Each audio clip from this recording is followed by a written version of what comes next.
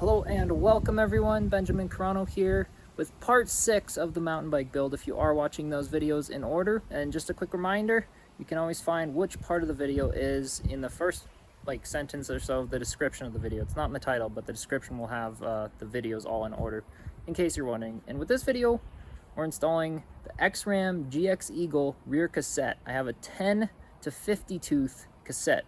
So if you remember from part 5, we installed the disc brakes. Now it's time to put the cassette on before we start doing the cush cores and tires. So without further ado, let's get into it. Alright, so getting started with everything that is needed to install the rear cassette here, you'll obviously need your wheel with the empty free hub ready to install the cassette.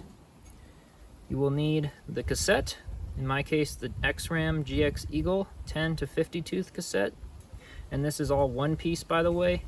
This video will probably work with like 2 or multiple piece cassettes, but in this case I'm installing the SRAM GX Eagle, which is one set. And then you'll need a cassette tool, and the purpose of this is it basically locks into the middle of the cassette to be able to actually screw it onto the hub here. And these are pretty much common for like any cassettes that are installed.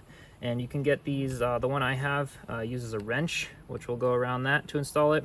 Some of them will use like a socket wrench center or a Allen head center if you want to like do it in your bike kit or whatever. But for the purpose of this video, it's just a little cheap part you can buy on Amazon.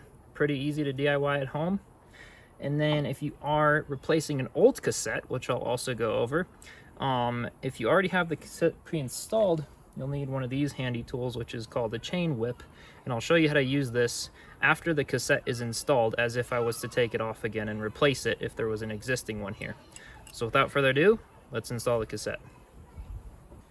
So we're going to start by taking the cassette and resting it over the hub until the back kind of locks in there. And you can see here that it spins and everything.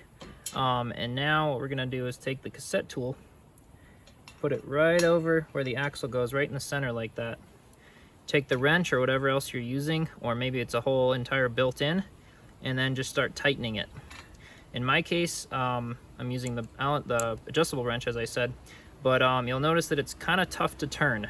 That's how it is supposed to be. Do not worry, it will be relatively tough to turn.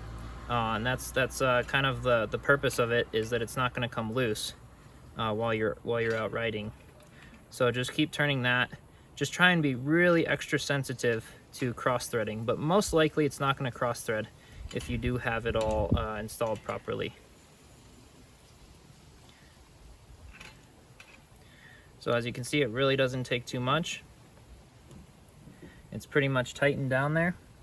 And now you can see here that the cassette won't actually lift off. So not much, just a few rotations, and then, you know, be sensitive with it, make sure nothing's being cross-threaded and whatnot. And then if you do have a proper torque wrench, obviously there is torque specs for everything on a bike, as always. But again, just kind of, you know, use the feel, make sure it's tight and good and snug, but not too tight. And that's pretty much it for installing the rear cassette. So hopefully this video helped out. And now I'm going to show you, in case you do have to replace your rear cassette once it's already installed, how you use a chain whip. So as you can see, if I'm installing the rear cassette, it doesn't turn this way. So I can go ahead and just use the wrench to actually install it.